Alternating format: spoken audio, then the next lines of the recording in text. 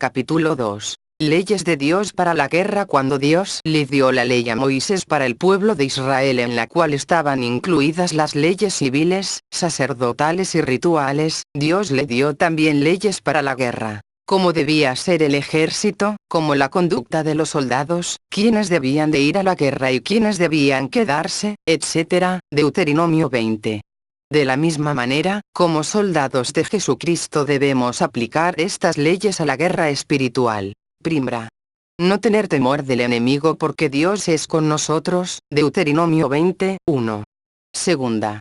Dios quiere que en la guerra no se ablande nuestro corazón, que no temamos, que no nos azoremos ni nos desalentemos delante del enemigo, porque Dios está con nosotros contra nuestros enemigos, para salvarnos, Deuteronomio 20:4. Tercera. Dios los entregará en nuestras manos y los heriremos a filo de espada, Deuteronomio 20:13. Cuarta. Dios manda que destruyamos a todos nuestros enemigos, Satanás, principados, potestades, señores del mundo, gobernadores de esta tinieblas y malicias espirituales en los aires, Efesios 6:12, Deuteronomio 20:17. La palabra nos enseña también quiénes no deben ir a la guerra. Primera. Los que han edificado casa nueva y no la han estrenado, Deuteronomio 20:15. Segunda. Los que han plantado viña y no la han disfrutado, Deuteronomio 20:6. Tercera. Los que se han desposado con mujer y no la han tomado, Deuteronomio 20:7. Cuarta. Los medrosos y tiernos de corazón para no apocar el corazón de los demás, Deuteronomio 20:8. En uno de los viajes misioneros que Dios nos permitió realizar se hizo la invitación a cristianos de varias iglesias. Algunas fueron porque tenían los recursos, otros por emoción y otros por disfrutar la aventura del viaje, pero eran medrosos y tiernos de corazón y en varias ocasiones apocaron el corazón de los que en realidad habían sido enviados por el Señor. 13. Hay que enfatizar que es Dios el que envía a los misioneros. En Hechos 13:1-4 podemos ver que los siervos de Dios estaban ministrando al Señor, orando y ayunando, y fue el Espíritu Santo quien dio la orden de que fueran apartados Bernabé y Saulo para la obra que los había llamado. David, guerrero y rey. David fue un gran guerrero y un gran rey y tenía un corazón conforme al de Dios, Primera de Samuel 13:14. Por tanto, como Dios nos ha hecho reyes y sacerdotes, Apocalipsis 1:6, podemos tomar ejemplo de sus experiencias y estrategias de guerra para aplicarlas a la lucha espiritual. Después de que David fue proclamado rey de Israel, Primera de Corintios 11:1-3, se fue con todo Israel a Jerusalén para morar ahí, pero los moradores de Jebús le dijeron: "No entrarás acá". Sin embargo, David decidió pelear y tomó la fortaleza de Sión, que después fue llamada la ciudad de David, Primera de Corintios 11:4-9. David es un tipo del creyente y esto nos enseña que debemos tomar y destruir las fortalezas del enemigo con las armas de Dios. Porque las armas del enemigo no son carnales, sino poderosas en Dios para la destrucción de fortalezas, Segunda de Corintios 10:4. David trae el arca a Jerusalén desde tiempos del rey Saúl. El pueblo de Israel había descuidado el arca de Dios que se encontraba en Kiriat Jearim. David se propuso traer el arca de Dios a Jerusalén, porque deseaba en su corazón que la presencia de Dios estuviera con él y su pueblo, Primera de Corintios 13. Sin embargo, fracasó en su primer intento, pues no se apegó a la ley de Dios, ya que el arca solo puede ser llevada por los levitas. Cuando David entendió esto, comisionó a los levitas para traer el arca y designó a cantores con instrumentos de música para que renovasen y alcancen la voz con alegría.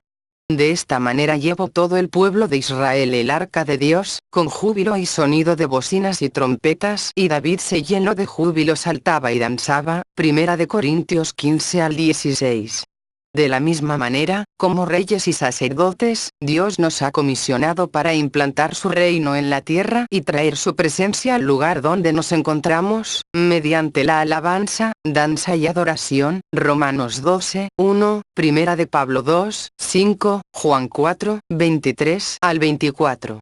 Los valientes de David. David tuvo muchas victorias porque tenía un ejército valiente y esforzado. Sus soldados hacían todo por agradar y servir a su rey. Afrontaban toda clase de peligros y circunstancias, arriesgando su vida y no se desalentaban. Nosotros, como soldados de Jesucristo, tenemos mucho por aprender de estos valientes, por tanto analizaremos sus características. 14. Los tres valientes. Tres de los valientes principales de David, se arriesgaron a ir al campamento de sus enemigos, los filisteos, para conseguir agua para llevarla a su rey, quien tenía mucha sed. Primera de Corintios 11, 17 al 19. Estos son los nombres de los tres valientes del rey David. Primera. Adino de Esnita, que mató a 800 hombres en una ocasión. Segunda. Eleazar el Ahoita, que hirió a los filisteos hasta que su mano se cansó y quedó pegada a la espada. Segunda de Samuel 23, 9 al 10, estando con David en Pasdamín, defendió un campo de cebada a la mano de los filisteos. Primero de Corintios 11, 12 al 14. Tercera. Sama el Ararita, defendió un terreno de lentejas de los filisteos. Segunda Samuel 23, 11 al 12. El grupo de los 30. Entre los principales se encuentran los siguientes. Primera. Jasoban, caudillo de los 30, que blandió su lanza una vez contra 300, de los cuales mató. Primera de Corintios 11, 11. Segunda. Abisai, era jefe de los 30, el cual blandió su lanza contra 300 y los mató. Ganó renombre con los tres, pero no los igualó. Primera de Corintios 11, 20 al 21. Tercera. Benaías de Capseel, venció a los dos leones de Moab, y venció a un gigante egipcio a quien mató con su propia lanza e hirió un león en un foso en tiempo de nieve. Primera de Corintios 11, 22 al 23, y en recompensa lo puso David como jefe de su guardia personal. Segunda de Samuel 23, 20 al 21. Cualidades de los valientes de David. 1. Son hombres valientes de guerra. Primera de Corintios 12. A. Eran valientes y ayudaban en la guerra. Crónicas 1. B. Eran valientes para pelear. Crónicas 8. C. Tenían don de mando. Crónicas 14. D. Estaban unidos de corazón a la visión del líder. Crónicas 17. E. Ayudaban al líder en la lucha. Crónicas 21. F. Estaban listos para pelear conforme a la palabra de Jehová. Crónicas 23. 15. G. Eran valientes y esforzados para la guerra. Crónicas 25. H. Eran entendidos de los tiempos y sabedores de los que Israel debía ser. Crónicas 32. Y. Eran dispuestos a pelear sin doblez de corazón. Crónicas 33. J. Estaban preparados para pelear. Crónicas 36. K. Tenían corazón perfecto al rey. Crónicas 38. L. Suplían las necesidades de los demás. Crónicas 40. 2. Matan gigantes. Primera de Samuel 17, 49, 51. Primera de Corintios 20, 4 al 8. A. Estos gigantes tenían manos y pies con 6 dedos. Primera de Corintios 20, 6. B. El 6 es número de hombre. C. 6 dedos por 4 extremidades es igual a 24, que significa el hombre y el mundo imitando el gobierno de Dios. Apocalipsis 4, 4. D. Los gigantes son tipos de los enemigos de la palabra de Dios. Mateo 13, 19. Principados. Efesios 6, 12. Temor, cobardía. Segunda de Timoteo 1, 7. Lo sobrenatural, lo invencible, grandes obstáculos. Segunda de Corintios 4, 7 al 11. 3. Matan leones. Primera de Corintios 11, 22. Los leones tienen una simbología negativa en muchos casos en la Biblia. A. Representan a Satanás y los demonios. Primera de Pablo 5, 8. Marcos 16, 17. Lucas 10, 17 al 19. B. Representa a una autoridad tiránica. Nabucodonosor. Daniel 7. C. Representa a enemigos del rebaño de Dios. Primera de Samuel 17, 34.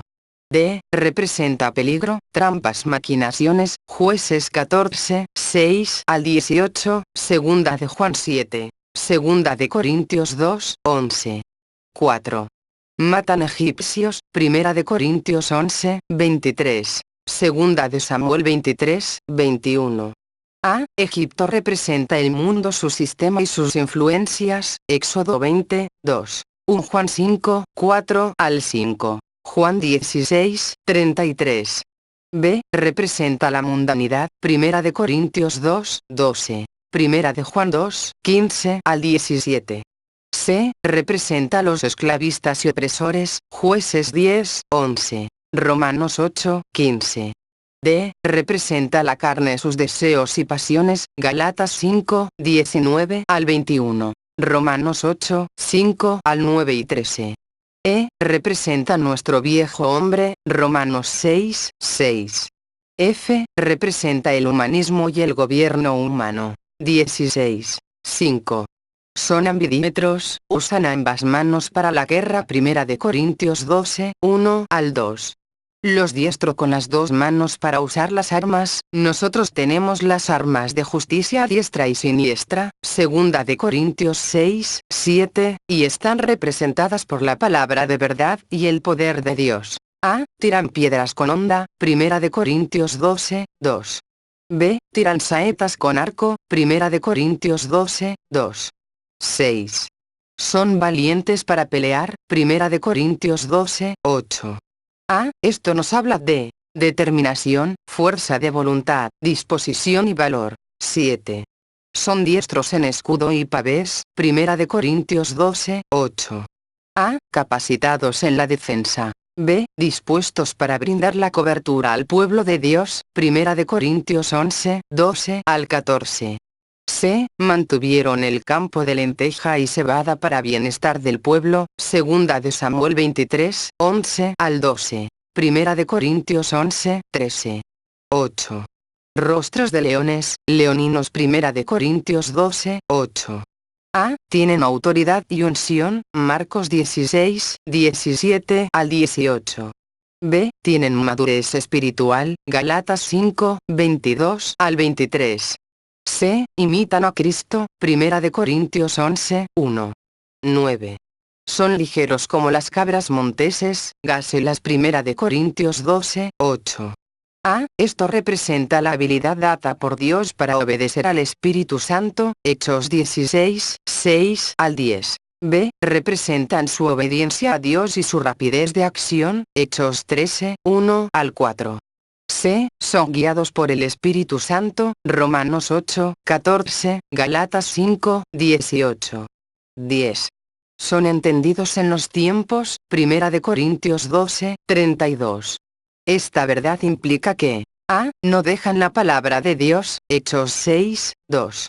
B. Oran conforme al plan de Dios. Romanos 8, 26 al 27. C. Tienen espíritu profético. Primera de Corintios 14, 3, 29 y 39. Te invito a que descargues el libro, el enlace está en la descripción. Compártelo. Bendiciones.